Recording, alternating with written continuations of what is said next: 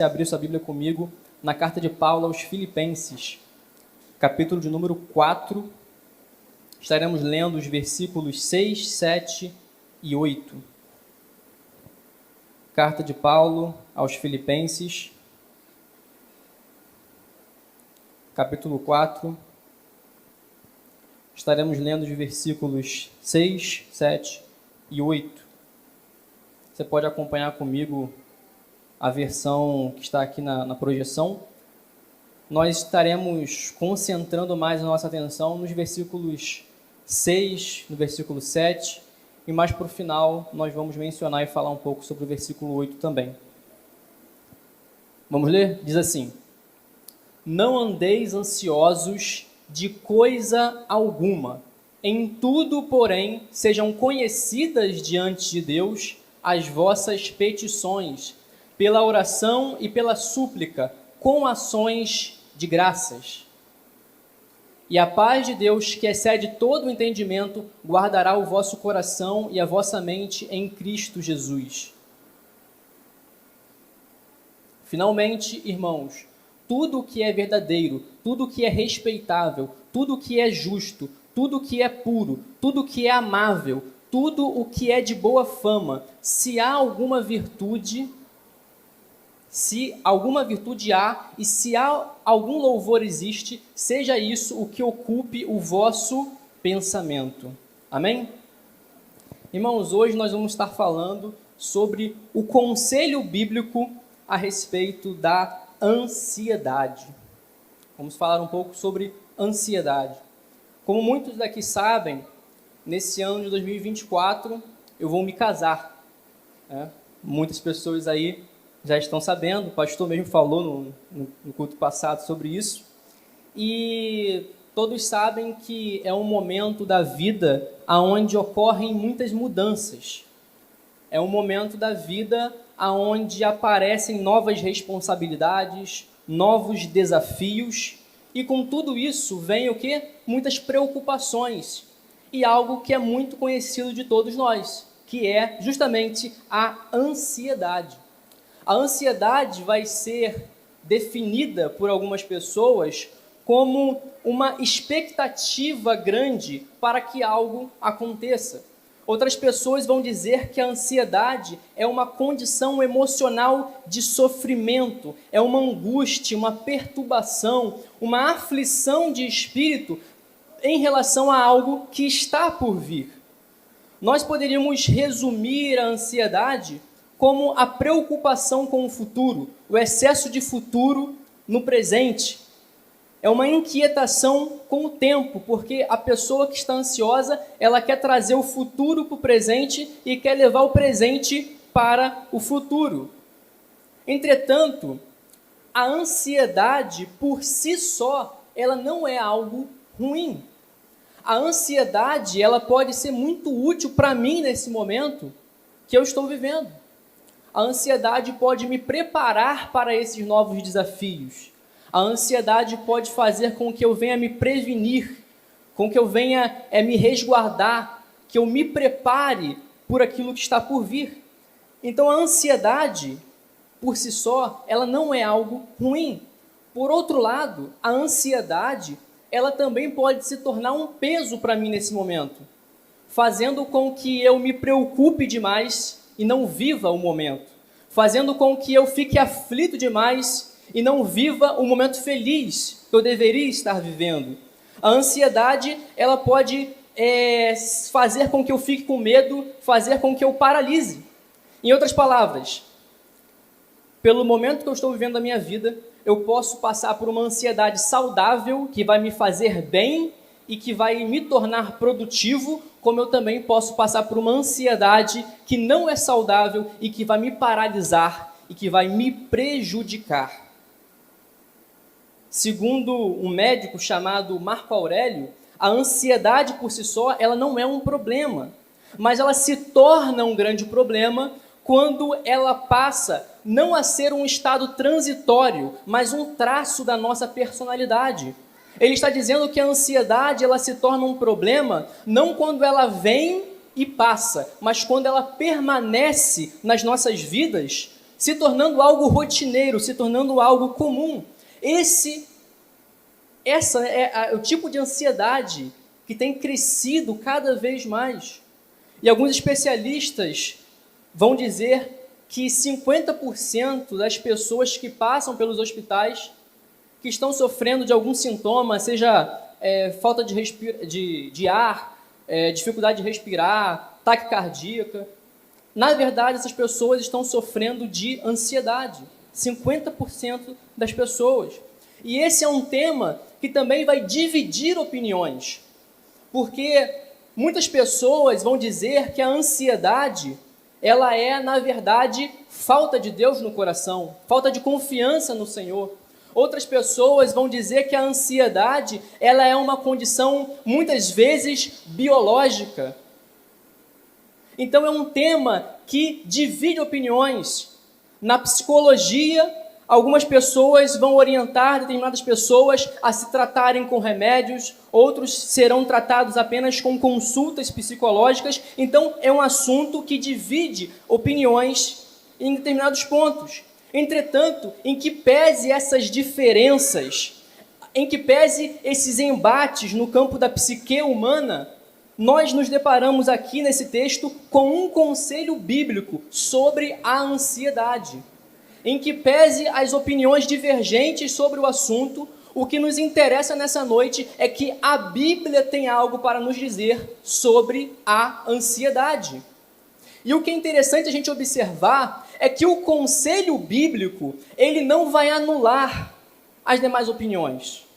Por exemplo, talvez você tenha sido aconselhado a lidar com a ansiedade fazendo consultas psicológicas ou tomando remédios. Mas o aconselhamento bíblico não exclui outras formas de tratamento. Se você foi aconselhado a tomar remédio ou fazer tratamentos psicológicos, você vai fazer.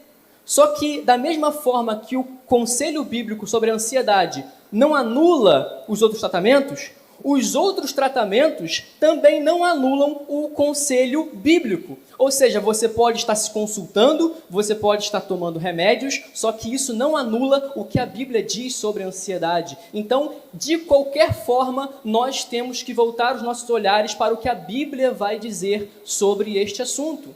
Porque, no final das contas, o que vai sarar a nossa alma é a palavra de Deus. A palavra de Deus, ela não vai apenas amenizar os sintomas, mas ela vai, de fato, curar a nossa alma. E quem é usado por Deus para nos falar sobre esse tema que assola o coração de muitos é o apóstolo Paulo. E o que é interessante é que o apóstolo Paulo, quando ele fala sobre esse problema, quando ele fala sobre ansiedade, ele não está em um spa, ele não está na beira da praia tomando uma água de coco, ele não está num momento tranquilo da vida dele. Mas, como muitos irmãos sabem, quando o apóstolo Paulo escreve a carta aos Filipenses, ele está dentro de uma prisão. O apóstolo Paulo estava prestes a ser decapitado. O apóstolo Paulo estava sendo injustiçado. E é justamente nesse momento conflituoso de sua vida, é nesse momento que o apóstolo Paulo está numa prisão subterrânea, que ele nos dá o mais alto conselho que nós podemos ouvir sobre a ansiedade. E o que Paulo vai falar para nós aqui é que nós não devemos andar ansiosos por coisa alguma. Só que antes de nós entrarmos no texto, antes de nós mergulharmos nessas palavras, apenas olhando de uma forma panorâmica, nós já podemos tirar uma lição. Só pelo fato de que a palavra de Deus fala sobre ansiedade, já nos dá uma lição. A lição de que Deus está preocupado com a nossa saúde emocional. Deus está preocupado com a sua saúde mental. Por quê? Porque este assunto é uma pauta das Escrituras. Nós enxergamos não apenas aqui em Filipenses 4, mas nós vemos também Pedro dizendo em sua carta, o que? Lançai sobre ele as vossas ansiedades, porque ele tem cuidado de vós. Nós vemos Jesus também falando sobre isso, falando, não andeis ansiosos com o que vocês vão comer, com o que vocês vão beber. Jesus vai falar, basta cada dia o seu mal. Podemos dizer que Deus se importa com o nosso sofrimento, Ele se importa com os nossos dilemas, Ele se importa com as nossas neuras, com as nossas tristezas, porque nós servimos um Deus que não apenas se importa com a nossa dor, mas um Deus que experimentou da dor, porque Ele encarnou em Cristo Jesus. Servimos um Deus que sabe o que é sentir ansiedade, porque ali no Getsêmani, a palavra vai dizer que Jesus sofreu grande angústia, grande dor, grande pesar. Então, Deus, Ele se preocupa com a nossa ansiedade, Ele se preocupa com o nosso estado emocional. Para Deus, os seus dilemas não são bobagens. Para Deus, a sua falta de saúde mental não é uma frescura, não é uma questão trivial. Por mais que as motivações que nos levem a ficar assim sejam, no fundo, motivações bestas e frívolas, ainda assim Deus, Ele se importa. Assim como você pode ver o seu filho chorando por uma questão que é muito trivial, uma questão que não tem importância nenhuma, ainda assim o seu coração vai ficar partido de ver o seu filho chorar. Assim também Deus é conosco. Ele pode estar lá do céu, vendo que nós estamos nos descabelando por algo que é besta, mas ainda assim Deus se importa com o nosso sofrimento. Saber que Deus se importa conosco já é um grande remédio contra a ansiedade. E é por isso que a palavra vai nos dizer o quê? Não andeis ansiosos por coisa alguma. Aqui é interessante a gente observar que Paulo está dizendo, não andeis. Paulo não está se referindo àquela ansiedade que é natural, que vem e que passa. Mas Paulo está se referindo àquela ansiedade que é permanente. Ele fala, não andeis. A versão NVT vai até trazer com outras palavras que ficam um pouco mais claras. Ele vai dizer, não vivam preocupados. Então, o que o apóstolo Paulo está dizendo aqui é sobre aquela ansiedade que se torna um traço da nossa personalidade. Paulo está falando sobre viver ansioso. Aquela ansiedade que te faz perder o sono, aquela ansiedade que te faz viver preocupado. Podem acontecer coisas específicas nas nossas vidas que nos deixam ansiosos, mas a ansiedade, ela deve vir e passar. Assim como nós vemos no Getsêmani com Jesus. Jesus, ele ficou ansioso naquele momento, ele orou 3 vezes ao Pai pedindo que aquele cálice fosse passado dele, e Deus disse não as 3 vezes para Jesus, mas depois Jesus seguiu e não se ouviu falar mais em nenhum outro sintoma de ansiedade em Jesus. Muito pelo contrário, ele foi de cabeça erguida e como ovelha muda, levado ao matadouro. Você vê Cristo em paz, você vê Cristo consolado e não mais ansioso. E Paulo está dizendo o quê? Não andeis ansiosos porque por coisa alguma, ou seja, por motivo nenhum. Mas muitas das vezes parece que a ordem bíblica é o oposto. Parece que a palavra está nos dizendo o seguinte, andem ansiosos por qualquer coisa. Ande ansioso por qualquer coisa. Às vezes parece que é a isso que nós estamos obedecendo, porque o que nos parece é que muitas coisas têm o poder de nos abalar, muitas coisas têm o poder de nos deixar sensíveis. E nós, de fato, temos vivido numa geração que é instável emocionalmente. Parece que qualquer coisa pode roubar a nossa paz, qualquer coisa pode nos tirar da graça, qualquer gota parece que é a gota d'água, e Paulo vai dizer que isso só acontece por quê? Porque nós não estamos orando. A palavra vai nos dizer que isso só acontece porque nós não estamos orando, porque ele vai dizer o seguinte: em contrapartida, você andar ansioso, o que você vai fazer? Em tudo, porém, sejam conhecidas diante de Deus as vossas petições pela oração e pela súplica com ações de graças. Então Paulo está falando sobre nós pedirmos e sobre nós agradecermos a Deus. Deus, ele nos convida a apresentarmos a Ele aquilo que tem nos deixado ansiosos. Deus nos convida a irmos até Ele para nós mostrarmos a Ele as nossas preocupações, os nossos dilemas, os nossos problemas. E Ele também nos convida a irmos a Ele com um coração grato, não apenas para pedirmos pelo que não temos, mas para não nos esquecermos de agradecer por tudo aquilo que Ele já nos deu.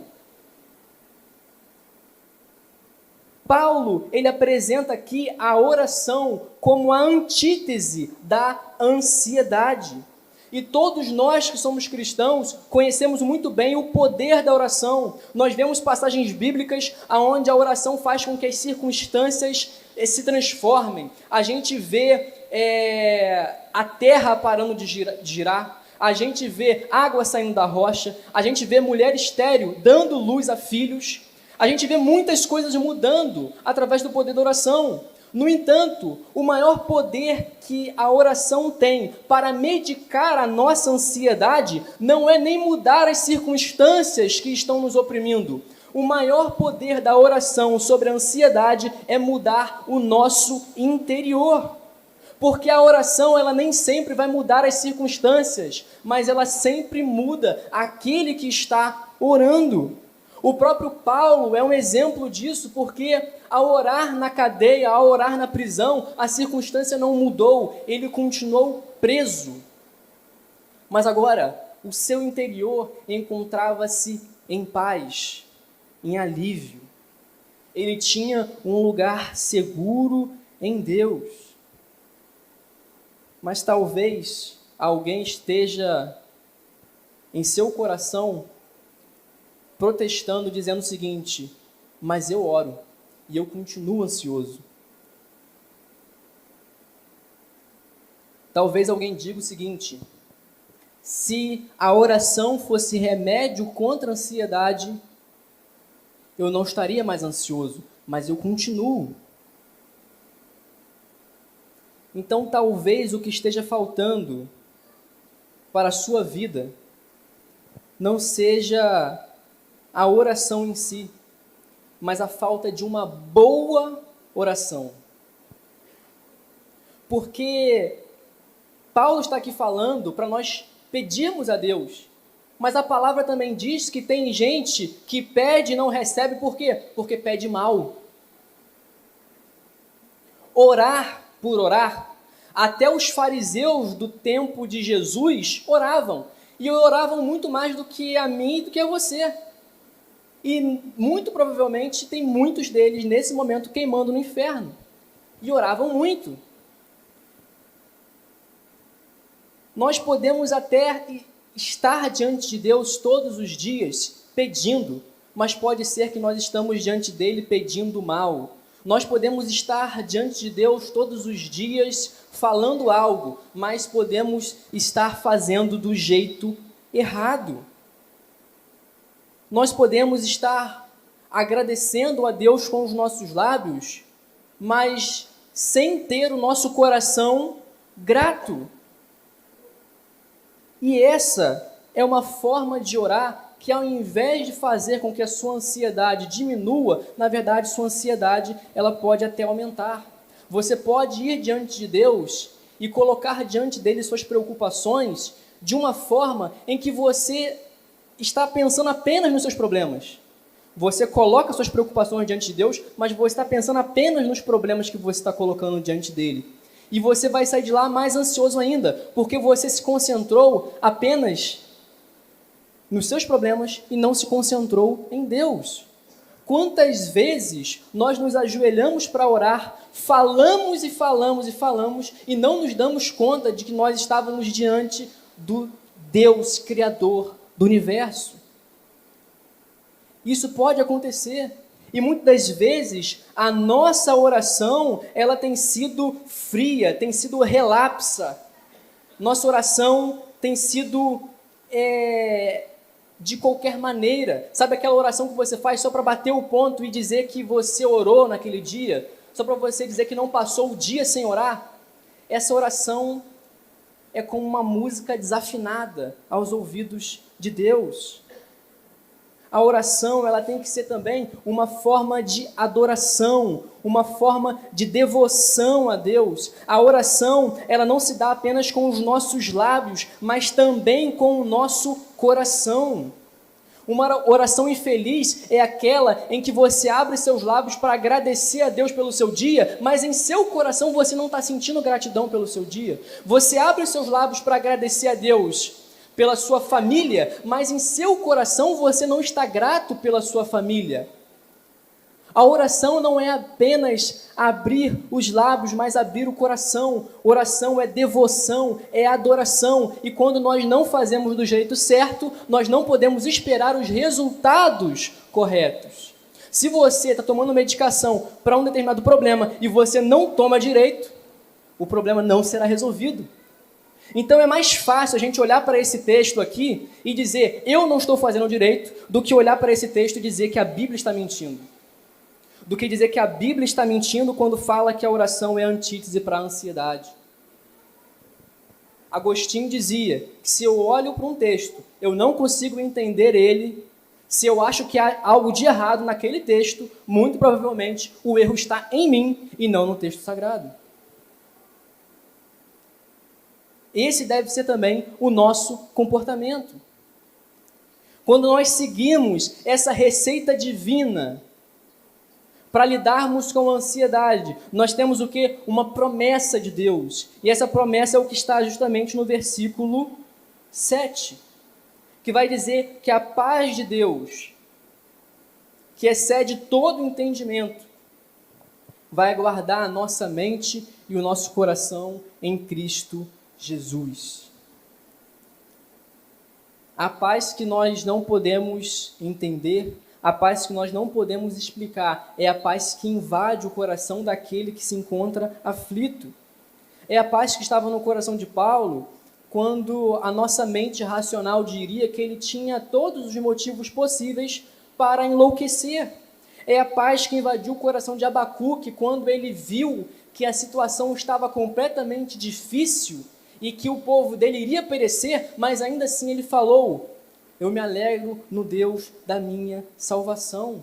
É a paz que invadiu o coração de Silas, que estava preso junto com Paulo, e ainda assim durante a noite cantava louvores ao Senhor. É a paz que leva Pedro e João a serem açoitados e ameaçados a não falar mais no nome de Jesus, e ainda assim saírem dali alegres por terem sido perseguidos. Nós estamos falando da paz que leva os apóstolos com alegria ao martírio, que leva os apóstolos a morrerem pela causa do Evangelho. Essa é a paz que nos guarda e nos protege debaixo da soberania de Cristo Jesus. Essa é uma promessa e as promessas de Deus não falham. Cristo ele falou o quê? A minha paz vos dou e não dou como o mundo dá. Essa é a paz que sacia a nossa alma. E nós olhamos nesse texto que essa paz ela faz o que conosco? Ela guarda o nosso coração e a nossa mente em Cristo Jesus. Então nós percebemos que a nossa mente e o nosso coração não estão à mercê das circunstâncias. Nossos sentimentos e a nossa mente não podem ser levados pelas correntezas da vida, porque nós temos uma âncora que é Jesus Cristo. Ele é a nossa âncora, Ele é a nossa bússola. E esse texto me fez lembrar daquela passagem que Jesus estava com os discípulos no barco e de repente veio uma grande tempestade que começou a agitar aquele barco. Os discípulos ficaram desesperados e quando eles procuram Jesus, eles encontram Jesus dormindo. enquanto eles morriam de medo, eles encontraram Jesus descansando em meio à tempestade. A gente percebe, lendo esse texto, que a mente e o coração dos discípulos sacudia junto com as ondas que atingiam o barco. As ondas atingiam o barco, deixavam o barco oscilando, e junto com essas ondas que atingiam o barco, oscilava também o coração e a mente dos discípulos. Eles ficaram em choque, eles ficaram inseguros.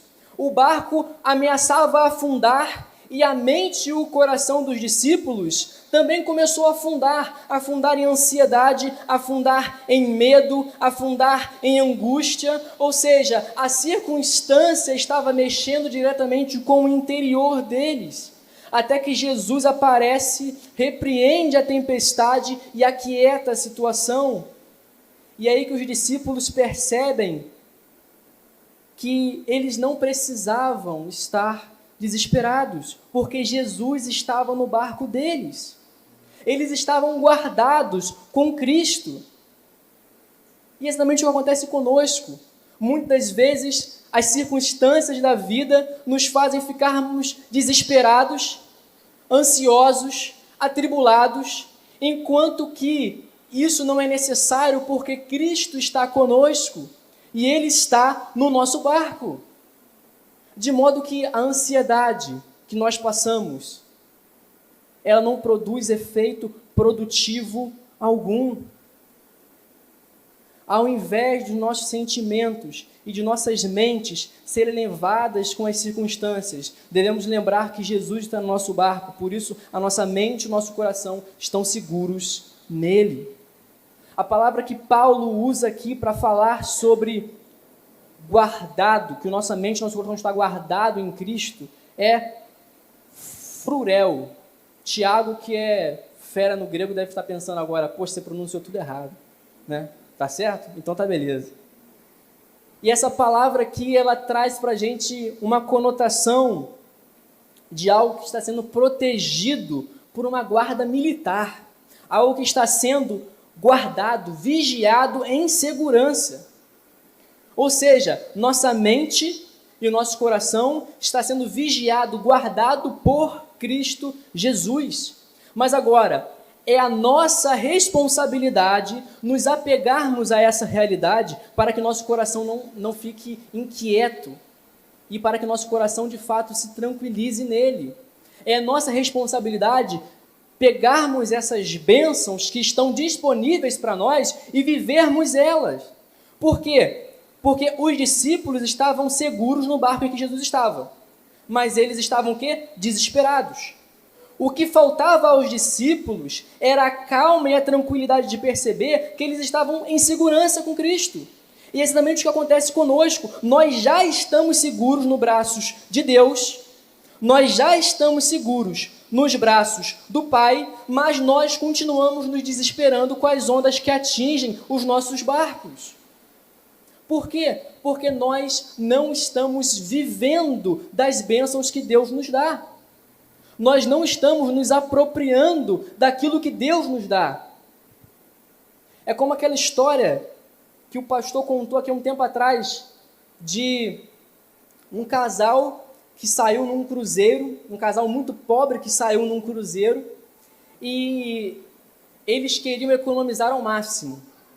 Então, a semana toda, eles não comeram no restaurante, eles fizeram a sua marmitinha, comeram, né, juntinhos ali, e só no último dia que eles se deram ao luxo de comer no restaurante, comer num lugar chique que tinha lá. E aí, quando ele chegou, ele comeu junto com a sua esposa. Quando ele foi pagar, falou, não precisa não. Como assim não precisa pagar? Olha, todo o almoço que teve durante a semana, todo o almoço da janta, já estava incluso na passagem que você comprou. Ou seja, ele tinha direito àquilo, mas ele não viveu aquilo. Muitas vezes é o que acontece conosco. A bênção de Deus está disponível para nós. E qual que é a bênção que Deus está disponibilizando para nós? A segurança de que você está nele, que você não precisa viver aflito. Você não precisa viver angustiado. porque você está seguro nele. Só que aí você vive como esse casal nesse cruzeiro que não está se apropriando dessa bênção, não está vivendo ela. É como eu sempre digo em algumas mensagens, parece que é algo que está apenas em nossa mente, no campo das ideias, mas não desceu para o nosso coração. Parece que a gente não digeriu ainda essa verdade, de modo que a gente venha viver ela completamente no nosso dia a dia. Se Deus está contigo, por que você vai temer as circunstâncias? Isso é algo que tem que descer para o seu coração, não é algo que tem que ficar apenas no campo das ideias, sabe por quê? Porque o Evangelho não é filosofia de vida. Cristo não veio te ensinar apenas como viver com belos ensinamentos, não, Cristo veio para te dar vida e vida em abundância. Por isso Ele quer que você viva o Evangelho. O Evangelho não é teórico.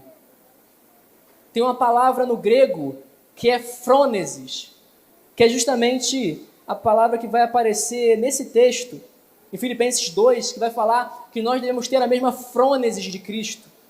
Algumas versões vão traduzir frônesis como sentimento, outras versões vão traduzir frônesis como atitude. Porque no português a gente não tem uma palavra que corresponda bem ao significado de frônesis no grego. Mas o que frônesis quer dizer é o quê? É uma predisposição que está tanto na nossa mente como também na nossa ação. É tanto um sentimento como uma ação junto. São as duas coisas unidas, sentimento e ação. Só que muitas vezes nós não temos tido essa frônesis de Cristo, porque parece que o Evangelho fica apenas no campo teórico e não vem para a prática. Parece que a gente fala muito de oração, mas não ora. Parece que a gente fala muito sobre ler a palavra, mas não lê a palavra. Parece que a gente fala muito sobre amar o próximo, mas a gente não ama. Parece que a gente fala muito sobre se entregar completamente a Deus, mas no dia a dia a gente não se entrega. A gente tem que olhar para o fundo do nosso coração, reconhecermos tudo aquilo que está de errado e colocarmos diante de Deus para vivermos um evangelho genuíno, um evangelho verdadeiro. E parte desse evangelho verdadeiro me diz que eu não preciso viver em ansiedade, eu não preciso viver preocupado. Parte das ansiedades que recaem sobre as nossas vidas também diz respeito às pressões que a sociedade nos impõe. Mas o que Jesus fala é completamente o oposto. Jesus diz, não esteja preocupado com o que você vai comer ou beber amanhã. Basta cada dia o seu mal. Olhe para os lírios do campo, olhe para os passarinhos. Deus cuida deles, como que Ele não vai cuidar de mim e de você?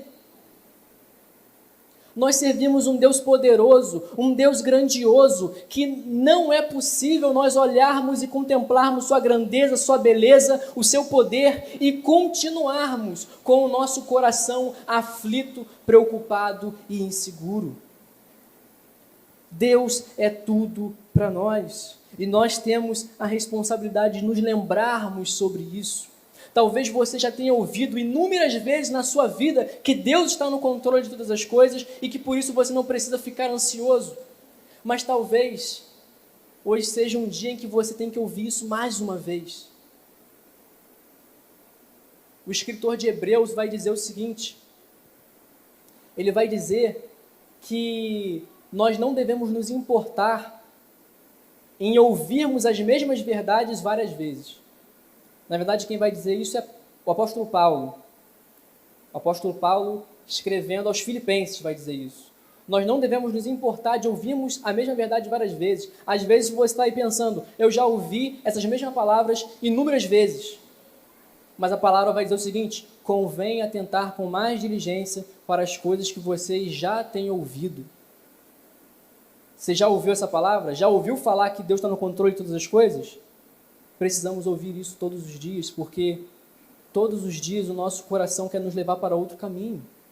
A palavra de Deus, ela não é apenas bússola Não é apenas manual, mas ela é alimento. E se ela é alimento, nós temos que ingerir dela todos os dias para permanecermos firmes.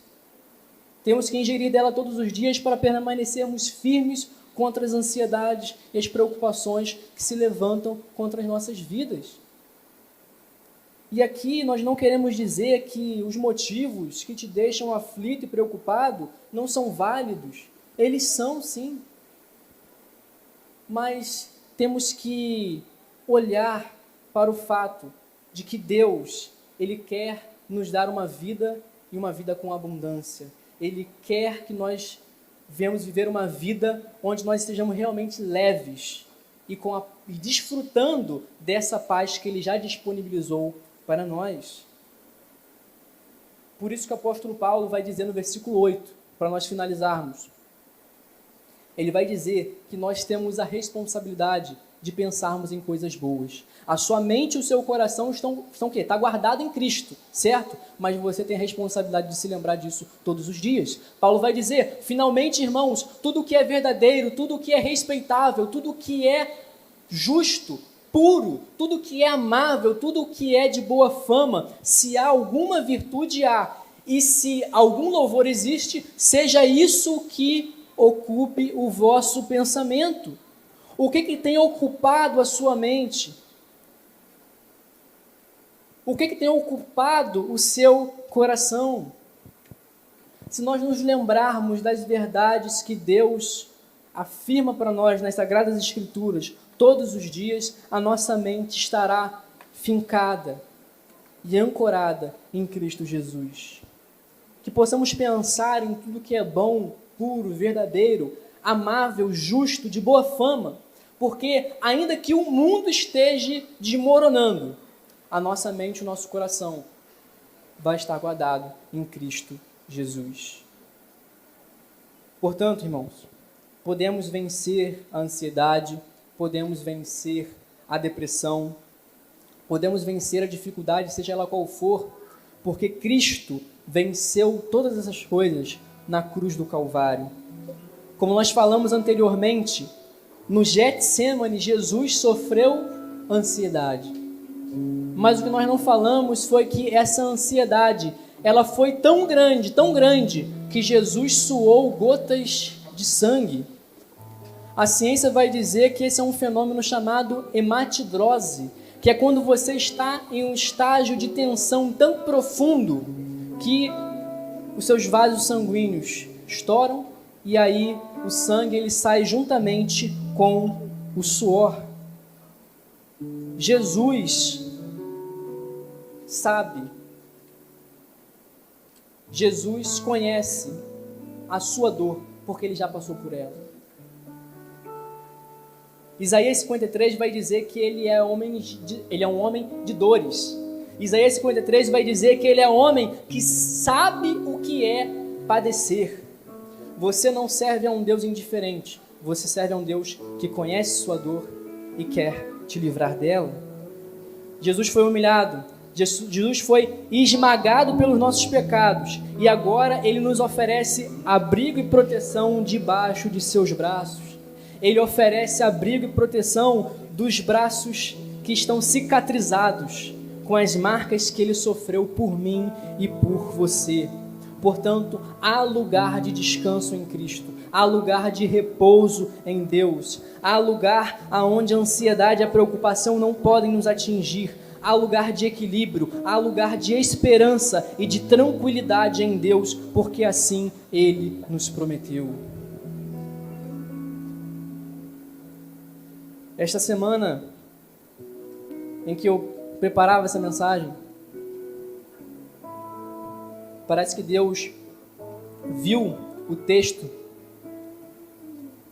com certeza Deus viu, né? Foi o texto que Deus colocou no meu coração, mas Ele deve ter olhado para mim e falou assim, eu vou testar ele para ver se ele vai conseguir viver exatamente isso que ele vai pregar.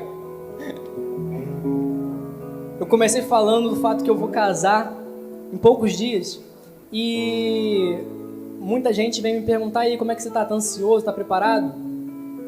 E até semana passada, quem me perguntava isso, ouvia um não. mas parece que essa semana eu tive que me esforçar ao máximo para colocar justamente essa palavra em prática. Uma situação que vinha para abalar o emocional, uma situação que veio para poder deixar preocupação, desânimo, ansiedade, se abateu sobre minha vida, a vida de Isabela, e eu olhava para esse texto, estudando esse texto e pensando, eu tenho que aplicar esse texto na minha vida. E Deus foi me dando graça, foi me dando essa capacidade, porque toda capacidade vem do Senhor. E ontem mesmo, essa tempestade que estava vindo ao meu barco, ela cessou. Mas o mais importante não foi que a tempestade cessou, e sim que eu descobri que em meio a essa tempestade eu podia estar tranquilo, porque Jesus estava no barco. Vamos orar? Senhor meu Deus, nós queremos te agradecer porque Tu és bom, Tu és sempre bom conosco, mas queremos te pedir perdão porque muitas das vezes nós nos esquecemos da Tua bondade, ou nós não damos a real importância, nós não deixamos o nosso coração transbordar de